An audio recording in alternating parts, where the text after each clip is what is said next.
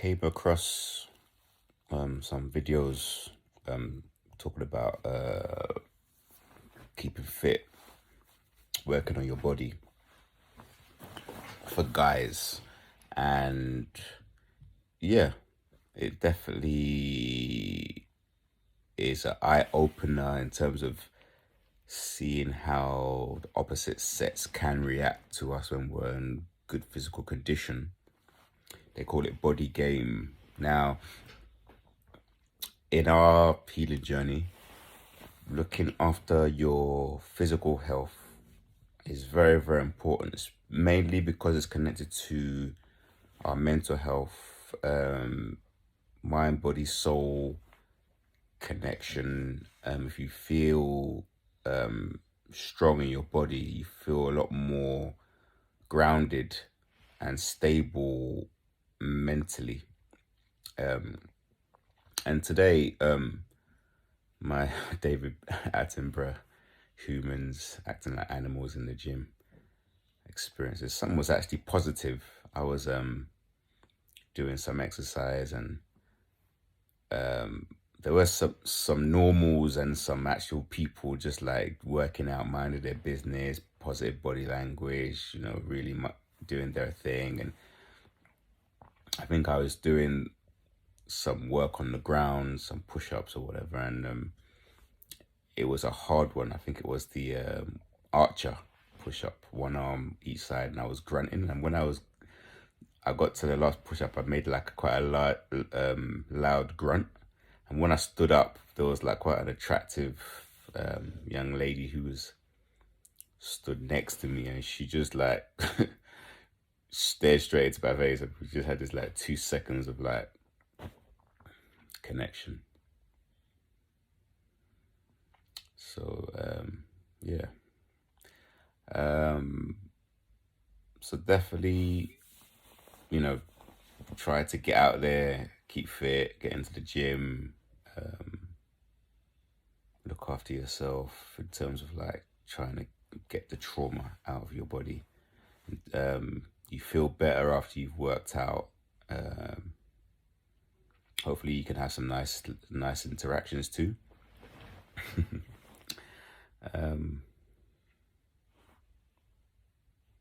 Yeah, there's always something going on. I mean, I'm definitely practicing the first thing, like trying to improve my physical health, but also we have to continue working on our internal dialogue. I'm referring to this as inner game, inner belief, inner confidence, telling ourselves better stories. When we have this dialogue of these certain questions, is to better ask ourselves better or more empowering questions. So if a situation seems one way and your first thought is the negative, sometimes counterbalance that with something which is the other side. So if it's like, oh, rather than why is always happening to me, how can I prevent this to happen to me? How can I learn from this situation? What is this situation telling me about this moment? So all of these things come with time when you're on your healing journey. But it's very important to, keep moving forwards. I think a lot of when this stuff happens,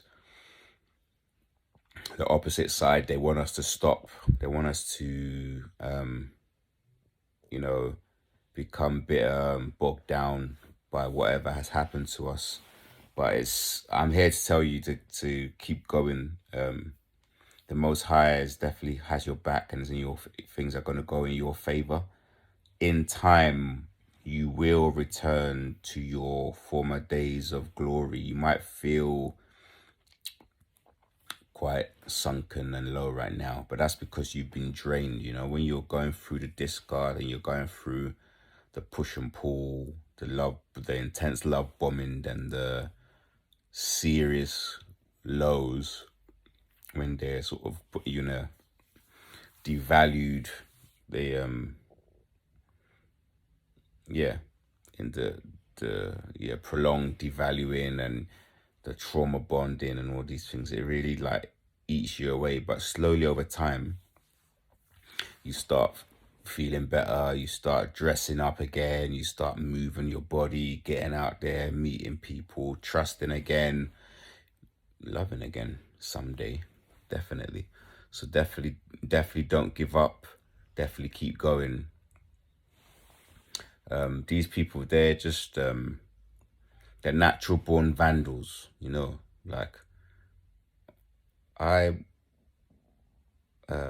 live next to a group of people who live next door to me, and we got on perfectly fine. It was hello, goodbye. We used to have conversations and talks. And at one point, I don't remember why, but I think I told one of the guys about my profession or who I was or whatever. And from that moment on, like he had told a couple of the other flatmates from that flat. So I had like a piece of postage that went to them, to their house, and they came over and I let them in and we just like had a conversation. And as I was talking to them, they were looking around, you know, like I've got like downstairs, like there's like books, records or whatever. And then a few months later, I think I misplaced my mobile phone. I think it was stolen. And when it got stolen, I went to their place and I was shooken up. So we had more conversations. I spoke with the girlfriends, and I think like what they felt was like I was in quite a low moment. And what I found was that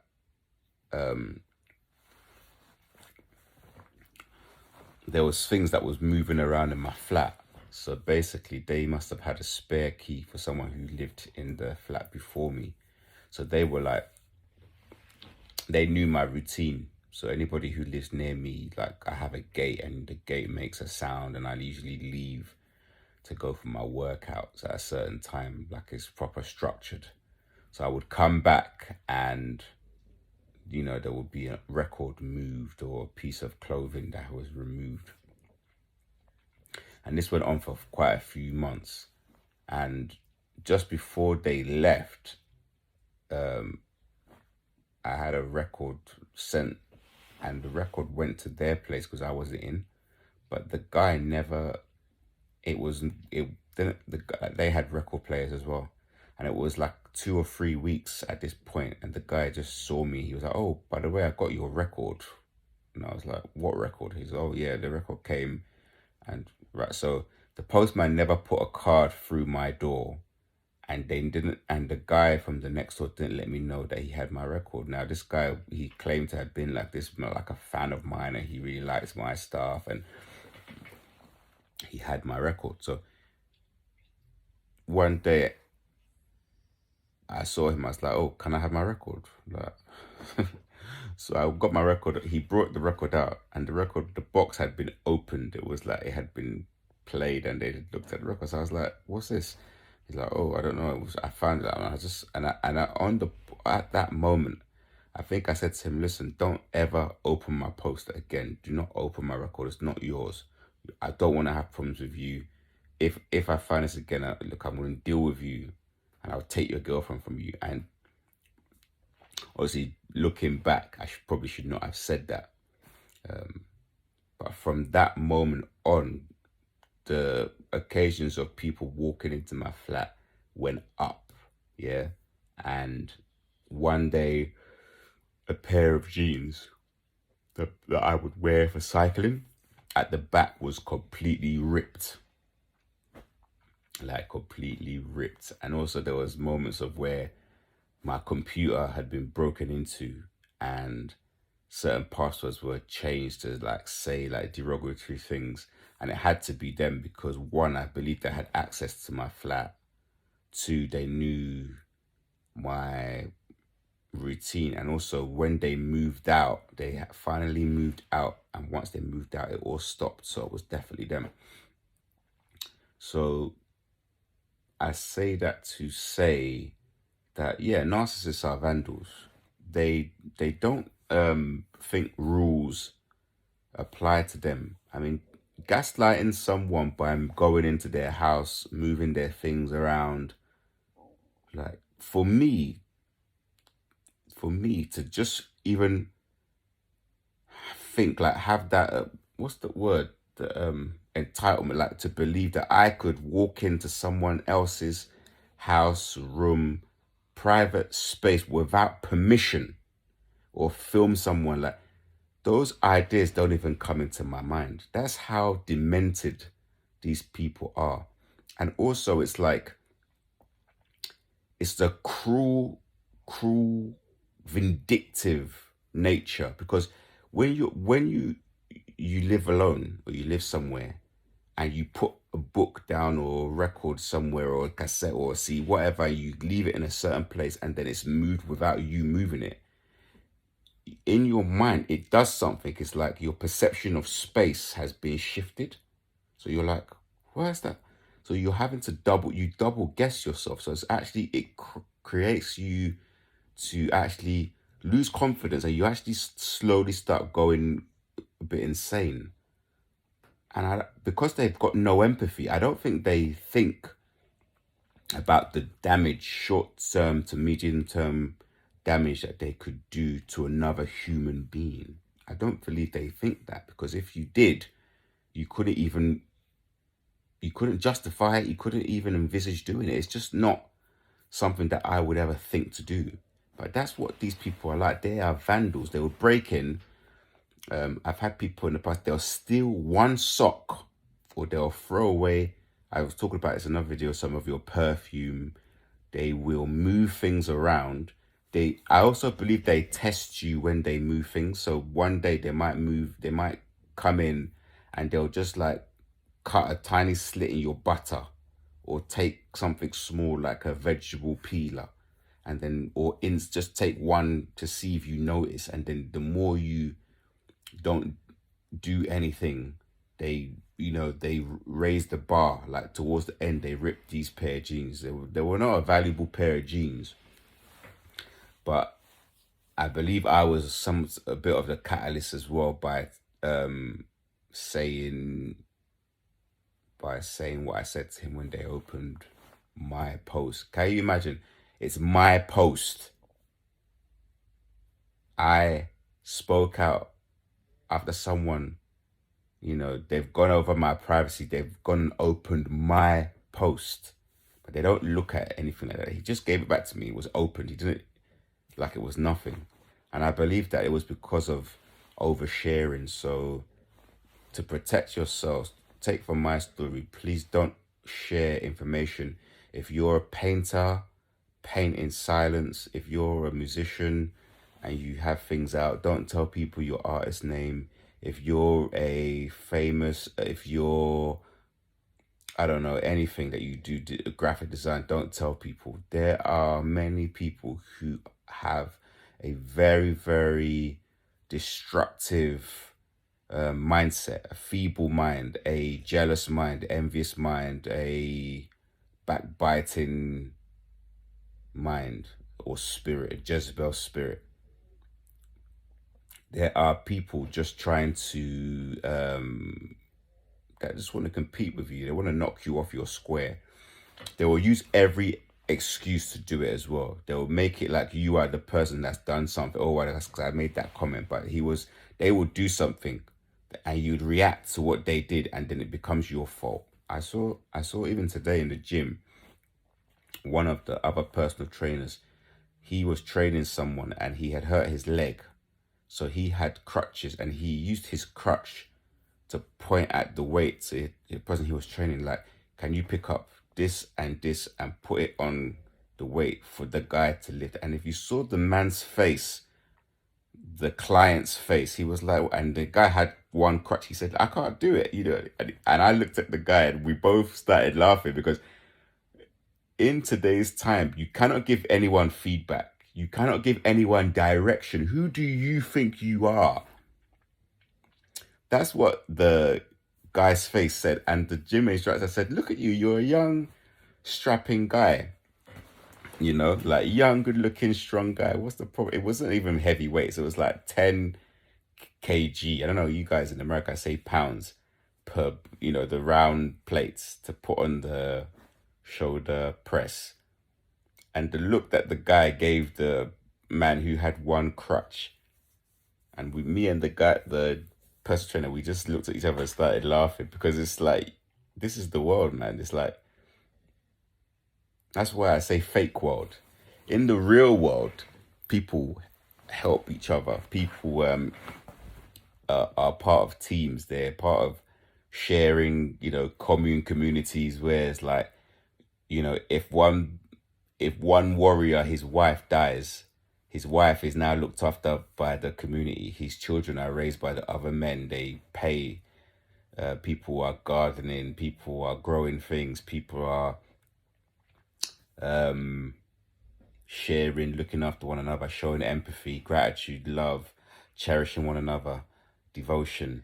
People make mistakes, they're forgiven, they get to have a dialogue, they learn from their mistakes, they grow, they change, they develop.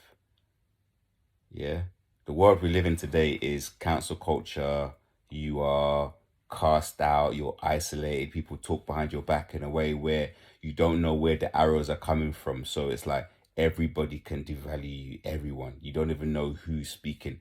A lot of the time is when people are devaluing you, even in my situation, the people that are devaluing me, the greatest people are devaluing are the ones that I've helped the most. They're the ones that I was sent to help them, to learn from me. The way we love, the way we look after, the way we have devotion, all these things. But when I think back about the people that had me in these dynamics, even friends, narcissistic friend dynamics, they were people that I had helped the most. When they were moving property, they needed someone to come and help them out. They called me, I would go help them move. When they needed to borrow something, they came and borrowed it from me. They removed property from mine to borrow without asking me. They needed advice on certain things, they would ask me. Certain people, when their mums was having parties and they needed someone to help get the equipment and play music, they would ask me. Trying to use me if they needed someone. One of the relationship number two, she had a clothing brand and she wanted me to give my other friends who are known some of her clothing so they would promote her for free. So trying to use me, manipulate me. I gave the clothing, but they were smarter than me. They saw it for what it was. They didn't use it. They use us. They think that we're just there to be used and abused. But we have to get to a point where it's like, no. Yeah. We let God use us. Yeah, man. They want our attention. They'd be trying to walk into us in the street. They're walking in our exact same footsteps. I had the lady doing this to me yesterday on the street. Yeah, when we're walking on the street, it's the spirit we hold. It's like there's like all these little cherubim angels walk in the air, flying, blowing trumpets. Like we're walking through the street and the air is just like there's like a beam, like a light beam in the spiritual realm, like woo, and it's like as we're going through, all the passage just clear for us, so they see that and they start walking in our direct line. But the woman that was walking in by direct line, she was so drained, and I wanted to just say it out because we're empathic. We can pick up on the aura, and I wanted to just say to her like, what is it like? Either she could be in a cycle where someone's draining her, or she could be the energy vampire, or she could have a poor diet. She could have like not enough exercise, not enough sleep, but her whole vibration was very low. Like it was almost like it was a ghost walking in, and very flat as well, like a ghost, like flat line. I wanted to stop her and say, But it's we have to mind our own business. That's a part of our pathologies, wanting to help people, wanting to give advice. I'm stepping back from that. It's like it's not my problem. You can't help everyone. You have to just like stop it.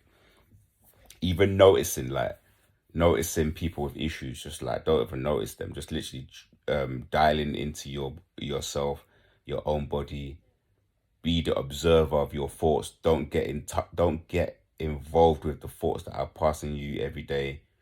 There are a number of meditation apps that you can use, which are very, very helpful. One is called Calm, I believe. One is called Headspace. One is called Zen. They're all similar. Each one they have different applications within them, like music, healing sounds and frequencies, how to what's the word I'm looking for? Just how to attract things into your life. Manifest, yeah, that's it. Manifestations, incantations are good, like telling yourself certain words and sentences which help you put a positive spell on yourself to think more positive, to block out things that may not be in your best interest. So incantations help. And if you do incantations while you're working out as well, they help. Like I sometimes speak about the classes that I went to in the past, like the trainer would say certain words and I would repeat those words that he's saying to me, even like one more, go on. Like I would say my name and say like I would say in the tonality that he would say stuff, and I would just like picture him in my mind, and I would just like find the energy. Because I used to always complain in class, but always do it. He used to like that about. He'd be like, "You always complain, but you always do it, so you're all right. You don't bother me." So things like that, just trick yourself into doing the work. You have to go on this healing journey. You have to get back to where you were before. And the fact that these people tried to destroy you and it didn't work, the only payback is to become a success. So that's what your aim is. Write stuff down. I've started writing stuff down. I've recently started to read again and enjoying my reading. This is stuff that will happen to you. Like all your pastimes, all your hobbies will slowly start creeping back in. My creative practice has stalled massively. So I need to get that back. Once I've got that back, I'll be unstoppable. Because regardless of who tries to sabotage or block us, nobody can block Most High.